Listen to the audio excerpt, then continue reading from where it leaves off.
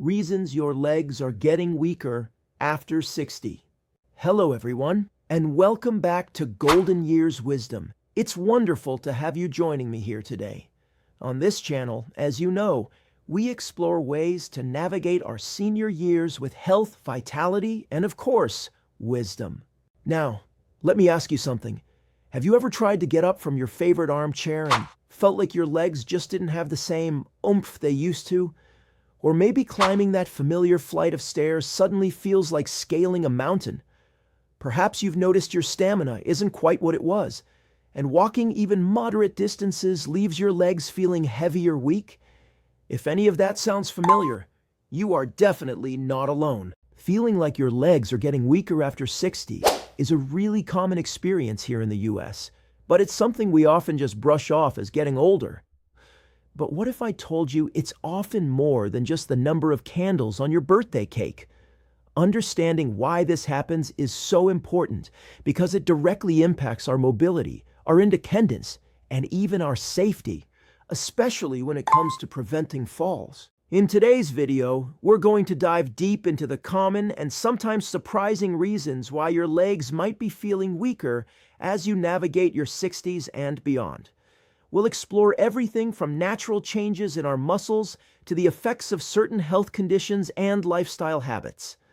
By the end of our chat today, you'll have a much better understanding of what might be going on, and more importantly, what you can do about it. We'll cover the big topics like age-related muscle loss, how our nerves play a role, the impact of circulation, joint health, and even some hidden culprits you might not expect. And make sure you stick around until the very end, because I'll be sharing one of the most effective strategies, something you can start doing today to help combat leg weakness and boost your strength, regardless of the cause. You won't want to miss that. Do you have any questions about leg weakness, or maybe your own experience to share? Let me know down in the comments below. I truly enjoy reading them and answering your questions. Your insights help everyone in our Golden Years Wisdom community. All right, before we jump into the details, if you find this kind of information helpful, please give this video a thumbs up. It really helps the channel reach more people. Share it with a friend who might benefit. And be sure to subscribe to Golden Years Wisdom if you haven't already, so you don't miss out on future videos packed with practical advice for thriving in our golden years. Okay, let's get into it. Why do our legs sometimes feel like they're letting us down after 60? The use it or lose it truth, sarcopenia and inactivity. One of the biggest players in age-related leg weakness has a scientific name, sarcopenia. Now, don't let the fancy term scare you. Sarcopenia simply means the gradual age-related loss of muscle mass, strength, and function. It's a natural process that actually starts subtly much earlier in life, maybe in our 30s or 40s, but it tends to speed up noticeably after age 60 or 65. Think about it. We might lose up to 8% of our muscle mass per decade after 30, and that can really add up. What's really interesting and a bit concerning is that our muscle strength often declines even faster than the muscle size, sometimes almost twice as fast. This tells us it's not just about shrinking muscles, it's also about changes in muscle quality and how well they work. So, why does sarcopenia happen? It's usually a mix of factors. Changes in nerve signals, the communication lines between our brain and muscles can get a bit fuzzy with age. The nerve cells that tell our muscles to contract might not fire as effectively, especially those controlling the fast twitch fibers needed for quick reactions and power. Hormonal shifts, hormones that help build and maintain muscle, like growth hormone and testosterone in men or estrogen in women, naturally decrease as we age, giving muscles less support. Low-grade inflammation. Aging can sometimes come with a bit more background inflammation in the body, which can interfere with muscle building and encourage muscle breakdown. Nutrition gaps. Not getting enough protein is a big one. Protein provides the essential building blocks for muscle repair. We might even need more protein as we get older to get the same muscle building effect. We'll talk more about nutrition later. The big one, Inactivity. This is a major accelerator. Our muscles truly live by the use it or lose it rule. A sedentary lifestyle, spending too much time sitting, directly contributes to muscle loss. Even short periods of being much less active, maybe due to illness or recovery, can cause noticeable muscle and strength loss in older adults, and bouncing back can be harder than when we were younger. This means those periods of inactivity can really add up over time. How do you know if sarcopenia might be affecting you? Signs include feeling weaker, losing stamina, walking slower, finding it harder to get out of chairs or climb stairs, having poorer balance, or maybe even noticing your muscles look smaller.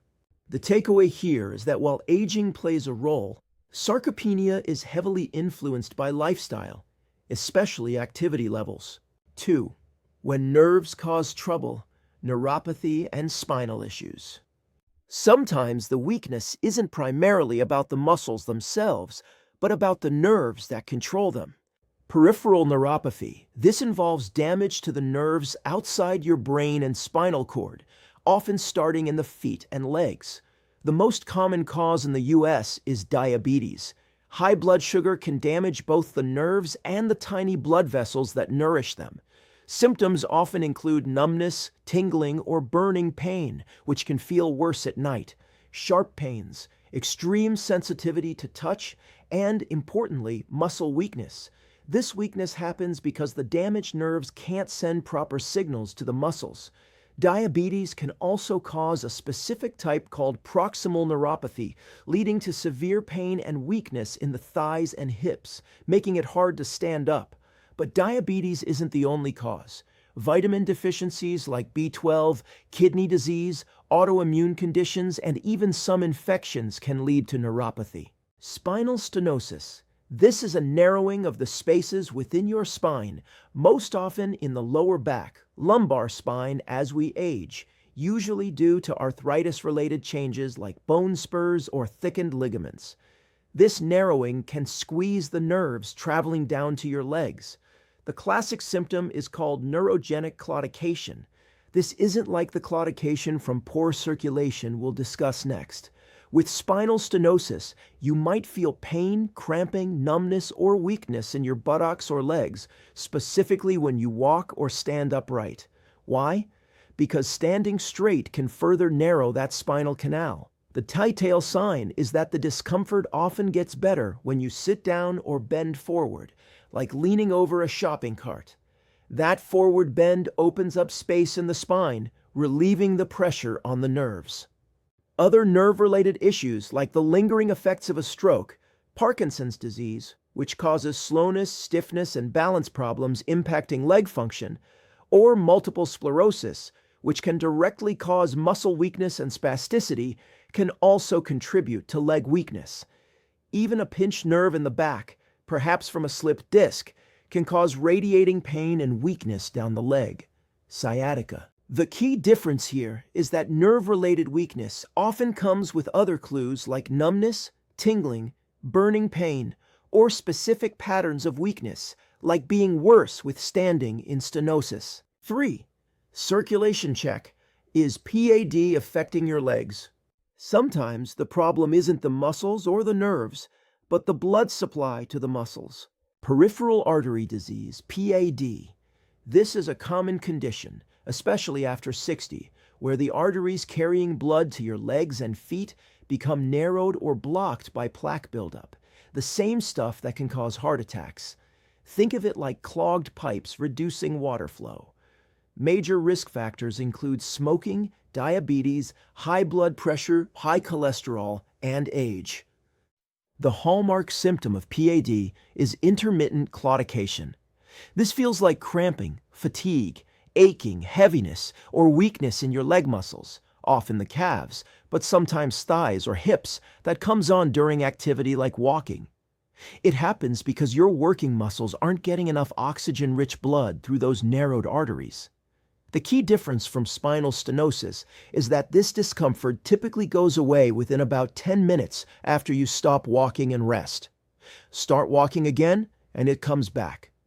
Other signs can include one leg feeling colder than the other, sores on your feet that heal slowly, changes in skin color, or poor toenail growth. It's crucial to know that PAD isn't just a leg problem. It's a sign of artery disease throughout your body and increases your risk for heart attack and stroke. Don't just dismiss leg pain with walking as arthritis or old age. Get it checked out. Other circulation issues like chronic heart failure can also cause generalized fatigue and weakness, sometimes with lens swelling, due to the heart not pumping efficiently. 4. Joint pain and weakness. The arthritis connection. Achy, stiff joints are a common complaint after 60, and arthritis can indirectly lead to leg weakness. Osteoarthritis, OA, is the wear and tear type, where the cartilage cushioning joints breaks down, often affecting knees and hips. The pain, stiffness, and reduced range of motion from OA can make you less active. This inactivity leads to the muscles around the painful joint becoming weaker from disuse. For example, knee OA often leads to weak thigh muscles, quadriceps. These weakened muscles then provide less support for the joint, potentially causing more instability and pain, creating a vicious cycle. Research shows OA can significantly increase the risk of falls, partly due to this muscle weakening and impaired balance. Rheumatoid arthritis RA. This is an autoimmune condition causing joint inflammation. Besides the pain and stiffness leading to inactivity and muscle weakness, the chronic inflammation itself can directly contribute to muscle loss, sarcopenia. So while arthritis doesn't directly attack the muscle tissue in the same way sarcopenia does, the pain and resulting lack of movement can significantly weaken the supporting muscles around the joints, contributing to overall leg weakness and instability. 5. Hidden culprits. Other conditions and medications. Sometimes, leg weakness is a symptom of a broader health issue or even a side effect of medication. Other health conditions, several chronic conditions common in older adults can contribute. Chronic kidney disease, or CKD. As kidney function declines, often linked to diabetes or high blood pressure, waste products can build up, leading to fatigue, muscle aches, cramps, and weakness, sometimes called uremic myopathy. Thyroid disorders, both an underactive thyroid, hypothyroidism, and an overactive thyroid, hyperthyroidism, can cause muscle weakness and fatigue. Hypothyroidism often comes with fatigue, cold sensitivity, and muscle aches, while hyperthyroidism might involve weight loss, rapid heartbeat, and weakness. Diabetes. Beyond causing neuropathy and PAD, diabetes itself, with its associated inflammation and insulin resistance, can contribute to muscle weakness and sarcopenia. Anemia, low iron or B12 folate, not having enough healthy red blood cells to carry oxygen can cause widespread fatigue and weakness. Vitamin B12 deficiency can also cause neurological symptoms like numbness and balance problems. Medication side effects. This is a really important one, especially since many seniors take multiple medications. Certain drugs are known to sometimes cause muscle problems, myopathy, including weakness or pain. Statins for cholesterol. Drugs like atorvastatin, Lipitor, or simvastatin Zocor are common culprits. Muscle aches and weakness are frequently reported side effects. The risk might be higher with high doses or in older adults. Corticosteroids, like prednisone, used for inflammation, arthritis, asthma, etc. Long-term or high-dose use can definitely cause muscle weakness.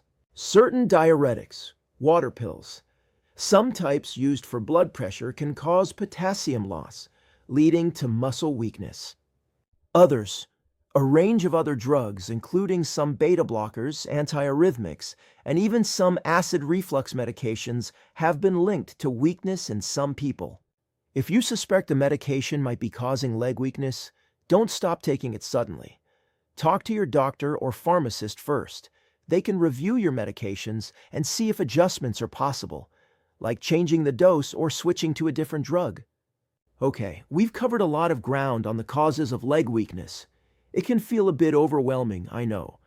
But the good news is that for many of these causes, especially those related to muscle aging, inactivity, nutrition, and even some chronic conditions, there are powerful steps you can take to fight back and regain strength.